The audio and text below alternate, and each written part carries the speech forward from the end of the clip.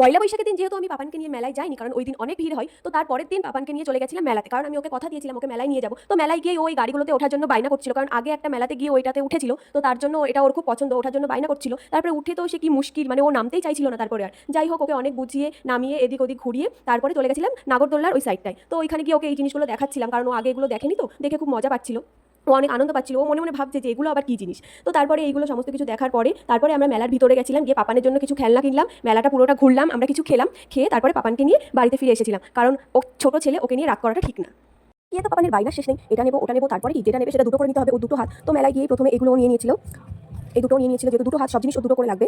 মেলায় গিয়ে প্রথমেই যেটা ওর চোখে পড়েছিল সেটা হলো এই খেলনাটা। তো এটা দেখতে দেখতে আমি ওকে বললাম, বাবা আরেকটা জিনিস আছে, সেটা নিবি না এটা নিবি, এই হাতিটা নিবি নাকি ওই খেলনাটা নিবি। ও তখন হাতে পেয়ে জেদ করলো যে ও দুটোই নেবে, ও দুটোই লাগবে। তারপরে এই বলটা নিয়েছিল অন্য আরেকটা দোকান থেকে, তো বলটা নেওয়ার পরে দেখছে আরেকটা হাত তো ফাঁকা, তো তারপরে ওর বায়না এই জিনিসটা নেবে। আর এটা কিনে তো বাড়িতে এসে আমাকে একটুও শান্তি দিচ্ছে না, বারবার এটা নিয়ে আমাকে ফোলাতে হবে।